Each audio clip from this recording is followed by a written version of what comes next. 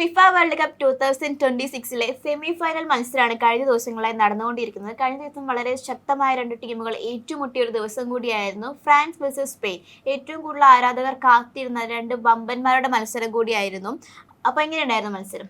France versus സ്പെയിനിന്റെ മത്സരം ഈ പറഞ്ഞ പോലെ തന്നെ എല്ലാവരും കാത്തിരുന്ന ഒരു മാച്ച് തന്നെയായിരുന്നു. അപ്പൊ ആരായിരിക്കും ഫൈനലിലേക്ക് കയറുന്നത് എന്നുള്ളൊരു ക്വസ്റ്റ്യൻ അങ്ങനെ ഒരു ആൻസർ കിട്ടിയിരിക്കുകയാണ്. സ്പെയിൻ ആണ് ആ ഒരു ഫസ്റ്റ് ഫൈനലിസ്റ്റ് വന്നിട്ടുള്ളത്.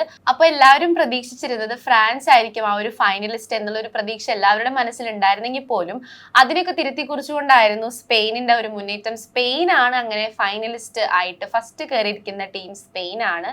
അപ്പം ജൂലൈ 19 നടക്കുന്ന ഒരു ഫൈനൽ മത്സരത്തിൽ ആദ്യം കളിക്കാൻ പോകുന്നത് നമുക്ക് ഉറപ്പിച്ചിട്ടുണ്ട് സ്പെയിൻ തന്നെയാണ്. അപ്പൊ സ്പെയിനിന്റെയും ഫ്രാൻസിന്റെയും കളി എടുത്ത് നോക്കുകയാണെങ്കിൽ എന്തുകൊണ്ടും മികച്ച ഒരു പോരാട്ടം തന്നെയായിരുന്നു സ്പെയിൻ കാഴ്ചവെച്ചിരുന്നത്.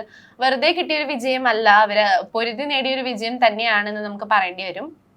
അപ്പം നമുക്ക് നേരെ മാച്ചിലേക്ക് കിടക്കാം. അവരുടെ ഗോൾ റേറ്റ് വരുന്നത് 0-2 ആണ്. എതിരില്ലാത്ത 2 ഗോളുകൾക്ക് സ്പെയിൻ വിജയിക്കുന്ന ഒരു കാഴ്ചയാണ് നമ്മളെല്ലാവരും കഴിഞ്ഞ ദിവസം കണ്ടത്. അപ്പോൾ ഗോൾ വരുന്നത് 22ാമത്തെ മിനിറ്റിൽ ഒയർ സബാലാണ് ഫസ്റ്റ് ഗോൾ സ്പെയിനിന് വേണ്ടി അടിക്കുന്നത്. പിന്നെ വരുന്നത് പൊറോ ആണ്, അത് 58ാമത്തെ മിനിറ്റിലാണ്. അപ്പോൾ നോക്കുകയാണെന്നുണ്ടെങ്കിൽ ഫ്രാൻസിന് തിരിച്ച് ഒരു ഗോൾ പോലും അടിക്കാൻ കഴിയാത്ത രീതിയിൽ ഡിഫൻസീവ് സൈഡ് ഭയങ്കര ശക്തമായിരുന്നു സ്പെയിനിൻ്റെ എന്ന് എടുത്ത് തന്നെ പറയണം. ആ ഒരു ഡിഫൻസീവ് സൈഡിൻ്റെ ശക്തത കൊണ്ടാണ് ഏറ്റവും കൂടുതൽ സമയം അവർ ആ ഒരു കളിയിൽ പിടിച്ചു നിന്നതും വിജയം ഉറപ്പിച്ചത്. വമ്പന്മാരായ ഫ്രാൻസിനെയാണ് എതിരില്ലാത്ത 2 ഗോളുകൾക്ക് സ്പെയിൻ വിജയിച്ചിരിക്കുന്നത്. പിന്നെ നമുക്ക് പറയുകയാണെങ്കിൽ ഒയർ സബാലിന്റെ ഒരു ഗോള് വരുന്നത് ഒരു പെനൽറ്റി ഷോട്ട് വഴിയാണ്. യമാലിനെ ഫൗൾ ചെയ്ത് വീഴ്ത്തുന്ന ഒരു കാഴ്ച കണ്ടിട്ടുണ്ടായിരുന്നു. ആ ഒരു യമാലിനെ ഫൗൾ ചെയ്ത് വീഴ്ത്തിയതിന് ശേഷമാണ് അവർക്കൊരു പെനൽറ്റി റെഫറി അനുവദിക്കുന്നതും. അപ്പം നമുക്ക് നോക്കുകയാണെങ്കിൽ എന്തുകൊണ്ടും അത് സൂക്ഷിക്കേണ്ട ഒരു കാര്യം തന്നെയായിരുന്നു. കാരണം ഒരു സെമി ഫൈനൽ പോരാട്ടമാണ്, അപ്പോൾ ഒരു ഫൈനലിലേക്ക് കയറുന്ന ഒരു നിമിഷമാണ്. അപ്പം അതില് നമ്മൾ നെക്സ്റ്റ് ടീമിന് ഒരു പെനൽറ്റി അനുവദിച്ച് കൊടുക്കുക എന്ന് പറയുന്നത് ഒട്ടും നമുക്ക് ഡൈജസ്റ്റ് ചെയ്യാൻ പറ്റുന്ന ഒരു കാര്യമല്ല.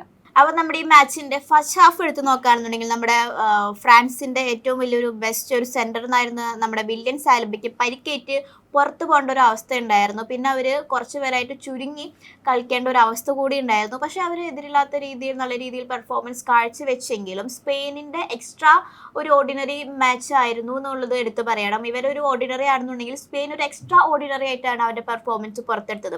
ആ ഒരു വിജയം അവർക്ക് എതിരില്ലാത്തൊരു എന്താ പറയുക, നമ്മളെല്ലാവരും പ്രതീക്ഷകൾക്ക് അപ്പുറത്തായിരുന്നു ആ ഒരു വിജയം ഉണ്ടായിരുന്നത്.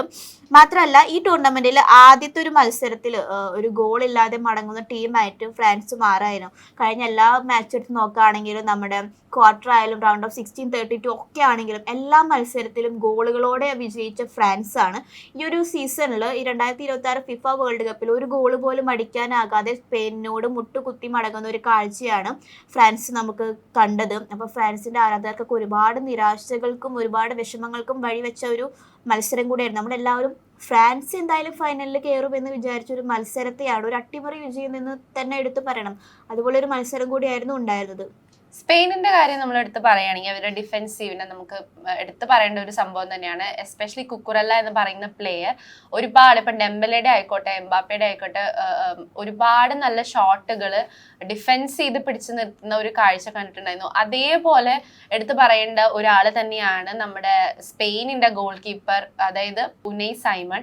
അദ്ദേഹത്തിനെയും ഈ ഒരു മാച്ചിൽ നമുക്ക് എടുത്ത് പറയാണ്ടിരിക്കാൻ പറ്റില്ല. കാരണം അത്രയും ഗംഭീര ഒരു പ്രകടനം തന്നെ എന്നോട് കാഴ്ചവെച്ചിട്ടായിരുന്നു. ഒരുപാട് നല്ല ഷോട്ടുകൾ. അതായത് പിന്നെ നമുക്ക് ഫ്രാൻസിന്റെ സൈഡ് നോക്കുകയാണെങ്കിൽ 2 ഗോൾ നേടിയതിനു ശേഷം അല്ലെങ്കിൽ 1 ഗോൾ നേടിയതിനു ശേഷവും അറ്റാക്കിംഗ് സൈഡ് നല്ല ശക്തമായിട്ടായിരുന്നു മുന്നേറിക്കൊണ്ടിരിക്കുന്നുണ്ടായിരുന്നെങ്കിലും ഡിഫൻസീവ് സൈഡ് സ്പെയിനിൽ അത്രയും സ്ട്രോങ് ആയിരുന്നു. അതുകൊണ്ടാണ് ആ ഒരൊറ്റ ഗോള് പോലും ഫ്രാൻസിന് നേടിക്കൊടുക്കാത്ത വിധം അവർക്കൊരു ജയം ഉണ്ടാവുന്നത്.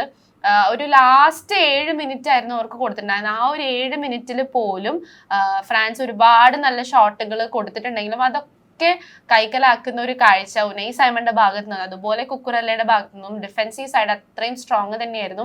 പിന്നെ നമുക്ക് വേറൊരു കാര്യം പറയേണ്ടത് എന്താന്ന് വെച്ചാൽ ഇപ്പൊ നമ്മള് ചർച്ച ചെയ്തുകൊണ്ടിരിക്കുന്ന ഒരു വിഷയം അല്ലെങ്കിൽ കഴിഞ്ഞ വേൾഡ് കപ്സിലൊക്കെ നമ്മൾ നോക്കുകയാണെങ്കിൽ ഒരു ഗോൾഡൻ ബൂട്ട് ജേതാവ് ആരാന്നുള്ളത് നമുക്ക് ക്ലിയർ ആയിട്ട് ഒരു ആൻസർ എന്തായാലും ഉണ്ടായിരുന്നു. കാരണം എല്ലാവരും വളരെ അത്ര ഒരു നേരിയ ഒരു പ്രതീക്ഷ ആർക്കും ഉണ്ടായിരുന്നില്ല. പക്ഷെ ഈ ഒരു വർഷം അങ്ങനെയല്ല. ഒരുപാട് നല്ല കോമ്പറ്റീഷൻ നടന്നൊരു വർഷം കൂടിയായിരുന്നു. അപ്പം ഹാലൻഡിന് ശേഷം എംബാപ്പയും കൂടിയും ആ ഒരു നേട്ടത്തിൽ നിന്ന് മാറിയിരിക്കുകയാണ്. ഇപ്പം എംബാപ്പയ്ക്ക് ഗോൾഡൻ ബൂട്ട് കിട്ടില്ല എന്നുള്ളൊരു സാഹചര്യം വരെ എത്തിയിട്ടുണ്ട്. അപ്പൊ ഇനി വരുന്നത് 3 താരങ്ങളാണ്, ഗോൾഡൻ ബൂട്ടിനായിട്ട് പരിശ്രമിക്കുന്ന 3 താരങ്ങളാണ്. ഒന്ന് ലിയണൽ മെസ്സി, പിന്നെ ഹാരി കെയ്ൻ, അതുപോലെ തന്നെ ജൂഡ് ബെല്ലിംഗം. ഈ 3 പേരാണ് ആ ഒരു ഗോൾഡൻ ബൂട്ടിന് വേണ്ടിയിട്ടുള്ള റേസ് നടക്കുന്നത്. മാത്രമല്ല സ്പെയിൻ അതുപോലെ ഫൈനലിലേക്ക് കടന്നിരിക്കുകയാണ്. 2010 ലാസ്റ്റ് സ്പെയിൻ ഫൈനലിൽ വരുന്നത്. നീണ്ട 16 വർഷങ്ങൾക്ക് ശേഷമാണ് വീണ്ടും സ്പെയിൻ ഒരു ഫൈനലിലേക്ക് കടങ്ങുന്നത്, അതും 2026 ഫിഫ വേൾഡ് കപ്പിലൂടെ. പിന്നെ നമ്മൾ എടുത്തു പറയേണ്ട ഒരു കാര്യം എംബാപ്പയെ കുറിച്ചാണ്. എംബാപ്പ ഗോൾഡൻ ബൂട്ടിലേക്ക് മത്സരിച്ചുള്ളവർ തന്നെയായിരുന്നു.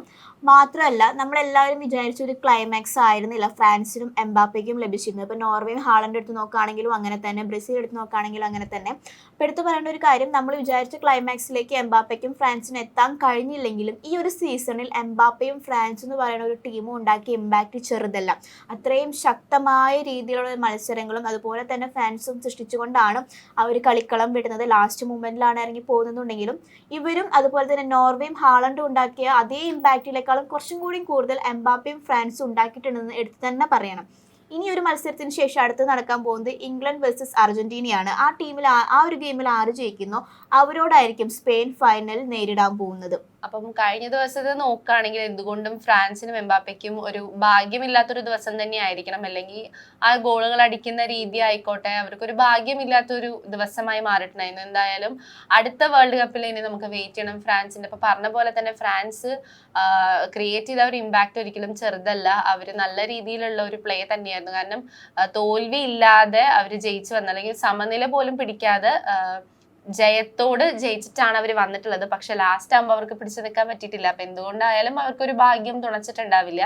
എന്തായാലും നമുക്ക് നാളെ എല്ലാവരും വെയിറ്റ് ചെയ്യുന്ന വേറൊരു മാച്ച് തന്നെയാണ് അർജന്റീന വേഴ്സസ് ഇംഗ്ലണ്ടിന്റെ മാച്ച്.